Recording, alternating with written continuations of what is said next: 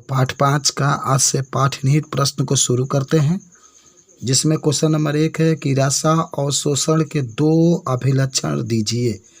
तो चलिए उत्तर हम लिखते हैं। रसा और शोषण के 2 अभिलक्षण निम्नलिखित हैं। पहला, उच्च विशिष्टता, यानी रसा और शोषण अति विशिष्ट होता है। यह केवल तभी होता है जब अधिशोषक और अधिशोष्य के मध्य रासायनिक बंध बनने की कोई संभावना हो। दूसरा, पृष्ठीय क्षेत्रफल, भौतिक अधिशोषण के समान रसा और शोषण भी अधिशोषक का पृष्ठीय क्षेत्रफल बढ़ने पर बढ़ता है। चलिए प्रश्न 2 है, जल्दी ताप बढ़ने पर भौतिक अधिशोषण क्यों घटता है। चलिए, भौतिक अधिशोषण एक ऊष्मा अवक्षेपी प्रक्रम है तथा ये उत्क्रमणीय भी है। ठोस गैस मिलाते हैं तो अधिशोषक प्लस ऊष्मा, यानी आप कह सकते हैं भौतिक अधिशोषक कम ताप पर संपन्न होता है, इसीलिए तापमान बढ़ाने पर भौतिक अधिशोषण का जो क्रिया होता है घटता है। क्वेश्चन नंबर 3, अपने क्रिस्टलीय रूपों के तुलना में चूर्णित पदार्थ अधिक प्रभावी अधिशोषक क्यों होते हैं। यानी इसका मतलब हुआ कि अधिशोषक के पृष्ठीय क्षेत्रफल बढ़ जाता है, बढ़ने के साथ अधिशोषण बढ़ता है, इसीलिए चूर्ण अवस्था से या छिद्र मुक्त अवस्था में धातुओं का पृष्ठीय क्षेत्रफल अधिक होता है, अतः इन अवस्थाओं में अधिशोषण भी अधिक होता है। बहुत सिंपल, अगर लोहा आप ऐसे रखते हैं तो कम उसका क्षेत्रफल होगा, इसीलिए अधिशोषण की क्षमता घटेगी। उसको अगर चूर्ण बना देते हैं तो क्षेत्रफल अधिक होगा, तो अधिशोषण की मात्रा उसमें बढ़ेगी। चलिए अब आते हैं प्रश्न नंबर जो आप देख रहे हैं यहाँ पर 4 है। कहता है कि हाबर प्रक्रम में हाइड्रोजन को निकिल ऑक्साइड उत्प्रेरक की उपस्थिति में मीथेन के साथ भाप की अभिक्रिया द्वारा प्राप्त किया जाता है। प्रक्रम को भाप पूंछ संभावना कहते हैं। अमोनिया प्राप्त करने के लिए हाबर प्रक्रम में कार्बन मोनोऑक्साइड को हटाना क्यों आवश्यक है। देखिए, हाबर प्रक्रम द्वारा अमोनिया बनाने, उत्तर में हम लोग चलते हैं कि हाबर प्रक्रम द्वारा अमोनिया बनाने के लिए ठोस उत्प्रेरक का प्रयोग होता है। उत्पन्न कार्बन मोनोऑक्साइड हटाना इसलिए आवश्यक है क्योंकि कार्बन मोनोऑक्साइड गैस लोहा से क्रिया करके फेरिक कार्बोनेट बनाता है, जो कमरे के ताप पर द्रव अवस्था में होता है एवं अमोनिया के उत्पादन में बाधा उत्पन्न करता है, क्योंकि उच्च ताप पर कार्बन मोनोऑक्साइड तथा हाइड्रोजन क्रिया करते हैं, जिससे उत्पादन घटता है। उसके बाद से एक और है, एस्टर का जल अपघटन प्रारंभ में धीमा एवं कुछ समय पश्चात तीव्र क्यों हो जाता है। तो कहेंगे उत्तर में आप कि जब एस्टर का जलयोजन किया जाता है तो वह एक उत्पाद कार्बनिक अम्ल बनाता है। यह उत्प्रेरक की भांति व्यवहार करता है तथा अभिक्रिया को सक्रिय करता है। यही कारण है कि एस्टर का जलयोजन प्रारंभ में मंद तथा बाद में तेजी से होता है। प्रश्न 6, एक उत्प्रेरण के प्रक्रम में विशोषण की क्या भूमिका होती है। तो आप कह सकते हैं कि ठोस उत्प्रेरक गैसीय अभिकारकों को अधिशोषित करने के बाद मध्य अवस्था ग्रहण करता है। तत्पश्चात अधिशोषण होता है, जिससे अणु अलग होते हैं, अतः ठोस उत्प्रेरकों के पृष्ठ बार बार उपलब्ध होते रहते हैं। उसके बाद से आप हार्डी-सूसे नियम में संशोधन के लिए क्या सुझाव दे सकते हैं।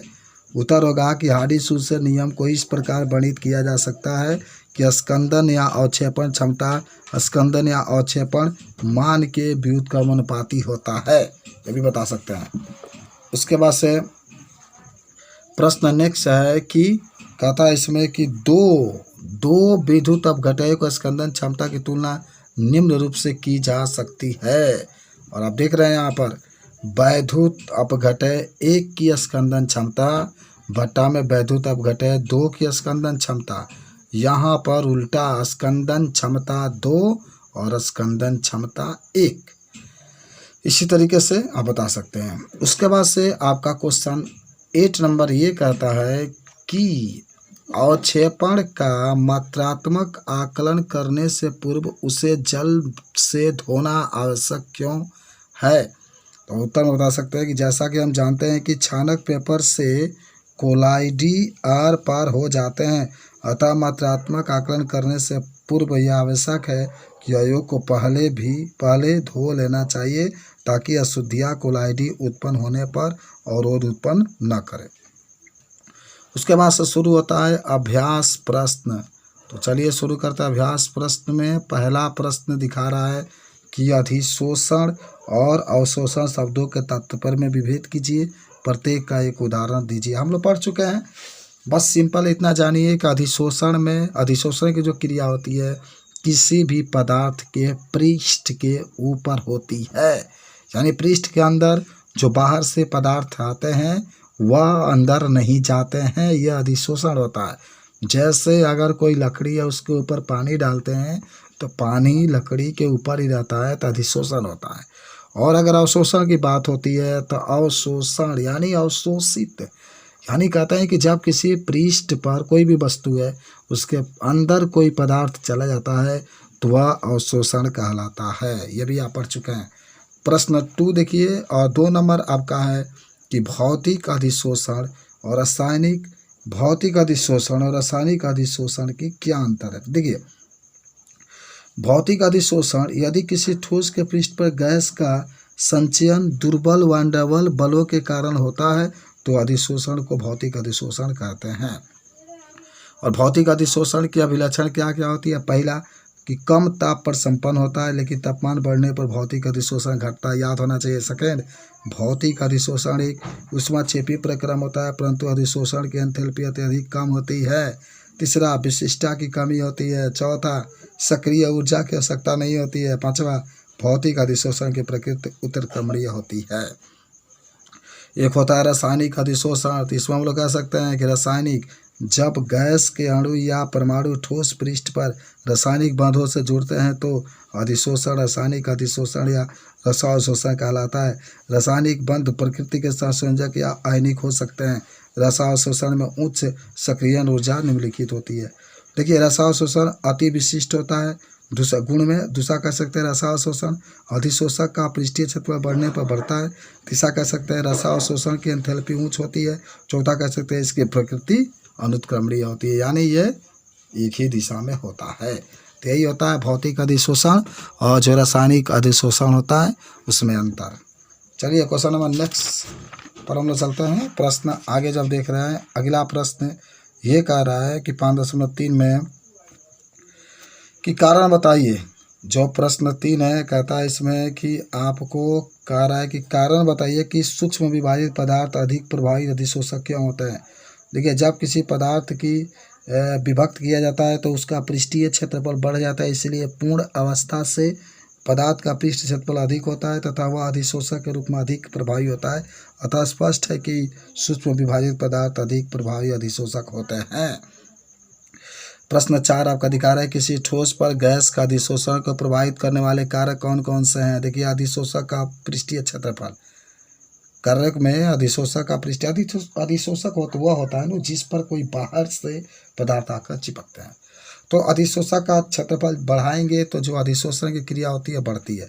अधिशोषक की प्रकृति है, देखिए, विभिन्न गैस अधिशोषक द्वारा भिन्न भिन्न मात्रा में अधिशोषित होता है। यदि ताप स्थिर रखा जाए तो गैस की प्रकृति, कोई अधिशोषक भिन्न भिन्न गैसों के भिन्न भिन्न मात्रा में अधिशोषित करता है। अगर गैस वाष्पशील आसानी से हो जाता है तो उसका जो अधिशोषण की घटना होगी कम होगी।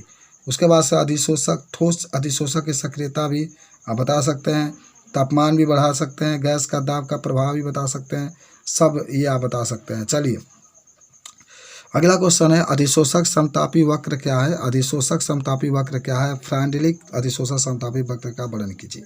याद करो, अधिशोषक द्वारा अधिशोषित गैस की मात्रा में स्थिर ताप पर दाब के साथ परिवर्तन एक वक्र के माध्यम से व्यक्त किया जा सकता है, जिसे अधिशोषक समतापी वक्र कहते हैं। किसी ठोस अधिशोषक की इकाई द्रव्यमान द्वारा एक निश्चित ताप पर अधिशोषित गैस की मात्रा और दाब के मध्य संबंध निम्न समीकरण द्वारा व्यक्त किया जाता है। यही होता है आपका फ्रांडलिक x/m बराबर के पी के ऊपर 1/n जब n का मान 1 से बड़ा हो। उसके बाद से नेक्स्ट क्वेश्चन के बाद हम लोग चलते हैं अगला प्रश्न के पास। क्वेश्चन नंबर 6 कहता है कि अधिशोषक की सक्रियता से आप क्या समझते हैं और ये कैसे प्राप्त किया जाता है।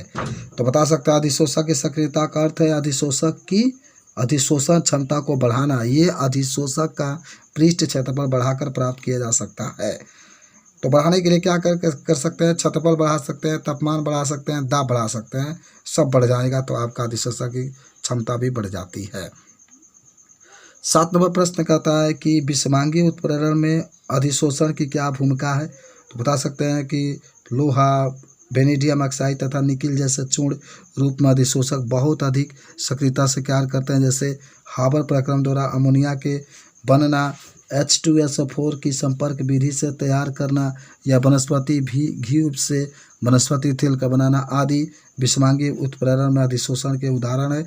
विषमांगीय उत्प्रेरण में उत्प्रेरक की अवस्था अधिशोषक से भिन्न होती है, उत्प्रेरक क्रिया उत्प्रेरक के साथ पर केंद्रित होती है। ये भी बता सकते हैं। उसके बाद से एक प्रश्न दिया गया इसमें कि अधिशोषण हमेशा ऊष्माक्षेपी क्यों होता है? तो बता सकते हैं कि अधिशोषण की क्रिया जब भी होती है इसमें से ऊष्मा बाहर निकलता है, इसलिए अधिशोषण हमेशा ऊष्माक्षेपी होता है। चलिए अगला प्रश्न के पास हम लोग चलते हैं। अगला प्रश्न कहता है कि कोलाइडी विलयनों की परिक्षिप्त प्रवस्था और परिक्षेपण माध्यम की भौतिक अवस्था के आधार पर कैसे वर्गीकृत करेंगे? देखिए पढ़े तो हम लोग ठोस द्रव यही आपका है और आप इसको बता सकते हैं, इसको हम लोग पढ़ भी चुके हैं किस तरीके से मिलाते हैं। तो ठोस में मिलाएंगे ठोस को तो ठोस साल कहते हैं, ठोस में द्रव सब होता है। उसके बाद से प्रश्न नंबर 10 के पास चलते हैं हम लोग। ठोसों द्वारा गैस का अधिशोषण पर दाब और ताप के प्रभाव का विवेचना कीजिए। याद करो, दाब बढ़ाते हैं अधिशोषण की क्रिया बढ़ती है, ताप बढ़ाते हैं अधिशोषण की क्रिया घटती है, क्योंकि दाब बढ़ाएंगे तो गैस बाहर से आकर चिपकेगा तो अधिशोषण बढ़ेगा, लेकिन ताप बढ़ाएंगे तो पहले ही गैस अधिशोषक के ऊपर नहीं चिपकेगा, वाष्प बन के उड़ जाएगा तो अधिशोषण की क्रिया घटती है। उसके बाद से क्वेश्चन नंबर नेक्स्ट आते हैं हम लोग, जिसका नाम होता है क्वेश्चन नंबर 11 में कहता है कि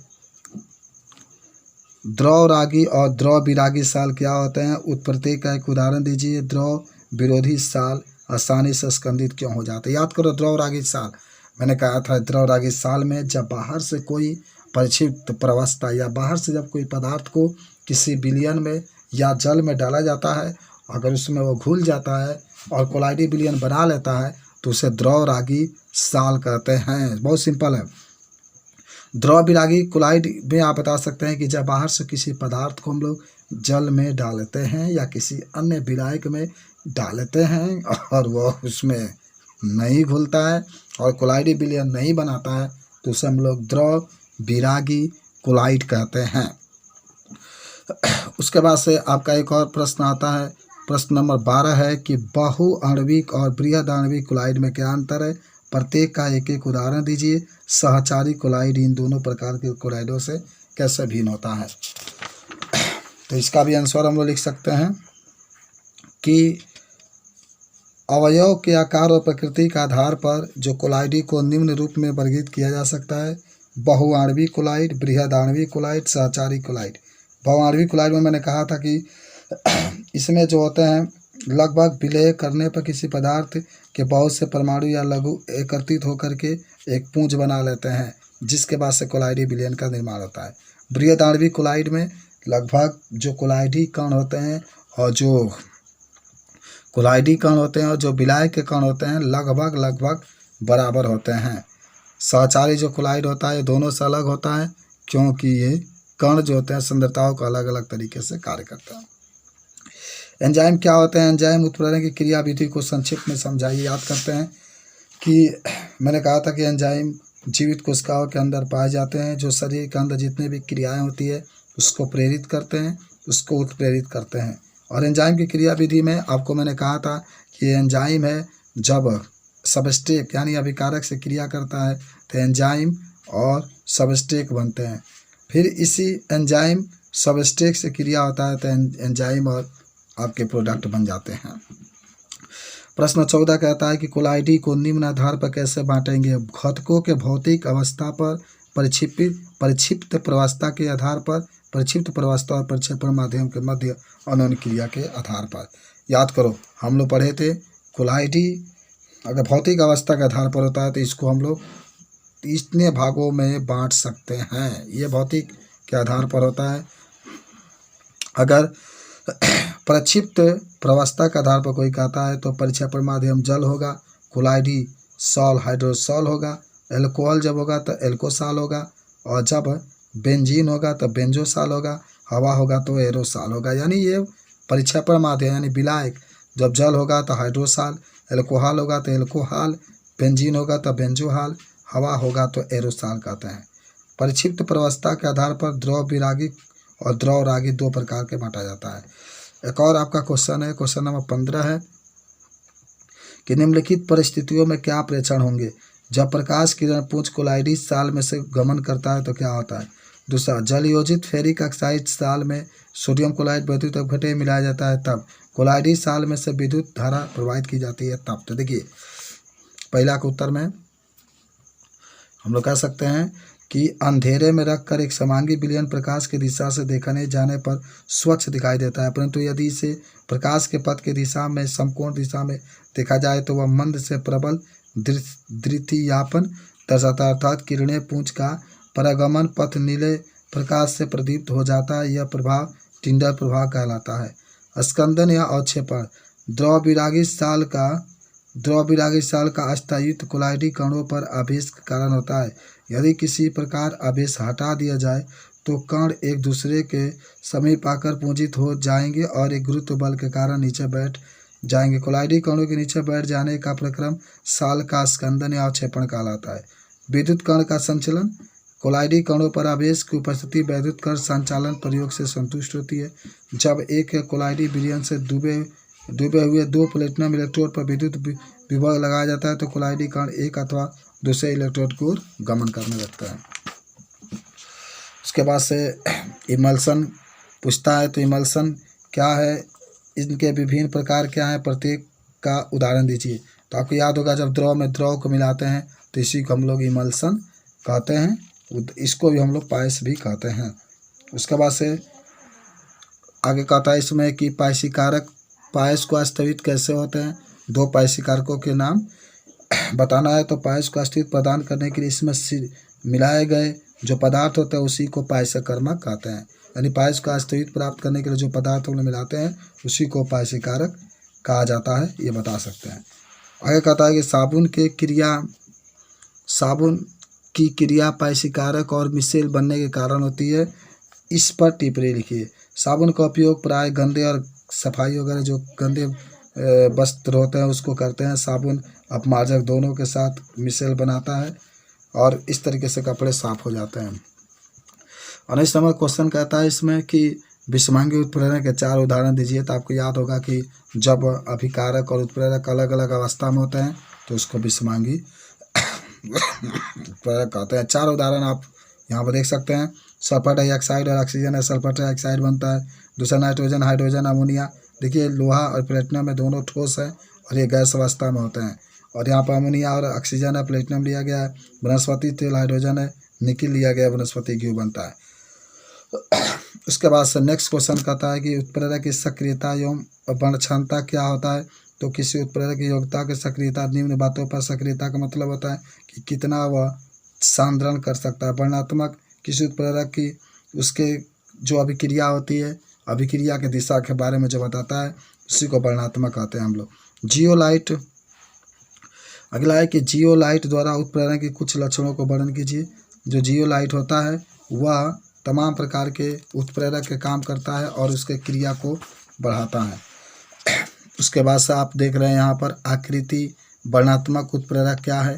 तो बता सकते हैं कि यह उत्प्रेरक अभिक्रिया जो उत्प्रेरक के रंग, संरचना और अभिक्रिया और उत्पाद अणुओं के साइज पर निर्भर करता है उसी को आकृति वर्णात्मक उत्प्रेरक कहते हैं। वैद्युत कण संचलन, स्कंदन, अपोहन, टिंडर प्रभाव, इन सभी को हम लोगों ने पढ़ लिया है। उसके बाद से अगला क्वेश्चन कहता है कि इमल्सन के 4 उपयोग बताइए। तो पहला, धातु अयस्क का सांद्रण। कोई धातु होता है उसमें अगर अशुद्धि है उसको अलग करने के लिए हम लोग इसका प्रयोग करते हैं। दूसरा, औषधि बनाने में इसका प्रयोग करते हैं। साबुन और अपमार्जक शोधन में करते हैं। मिसेल क्या होता है हम लोग पढ़ चुके हैं कि कुछ ऐसे पदार्थ होते हैं जो कि गंदगी वगैरह को काटते हैं उसको मिसेल कहते हैं। उसके बाद से आज का लास्ट जो क्वेश्चन है, कहता है कि निम्न पदों को उचित उदाहरण दीजिए। एल्कोसाल, एल्कोसाल का मतलब होता है, एल्कोसाल का कोलाइडी साल है जिसमें परिक्षेपण माध्यम के रूप में एल्कोहल होता है, यानी जब परिक्षेपण माध्यम में एल्कोहल होगा तो उसके एल्कोसाल कहेंगे। एरोसाल, तो एरोसाल में यह कोलाइडी प्रक्रम जिसमें परिक्षेपण माध्यम में वायु होता है, धुआं वगैरह इसका उदाहरण हो जाएंगे एरोसाल। एक होता है हाइड्रोसाल, यह कोलाइडी प्रक्रम जिसमें प्रक्षेपण माध्यम जल होता है उसे हाइड्रोसाल कहते हैं। कोलाइडी एक पदार्थ नहीं, पदार्थ का एक अवस्था, इस कथन पर टिप्पणी लिखिए। तो हम लोग कह सकते हैं कि कोलाइडी एक पदार्थ नहीं, पदार्थ का अवस्था है। यह पूर्णतः सत्य कथन है, क्योंकि कोई पदार्थ कुछ शर्तों पर कोलाइडी अवस्था ग्रहण करता है, जबकि अन्य शर्तों पर यह क्रिस्टल के रूप में हो सकता है। उदाहरण के लिए जल में NaCl क्रिस्टल को भांति कार्य करता है और यह वास्तविक विलयन बनाता रहता है। इस तरीके से ये पाठ संपन्न होता है।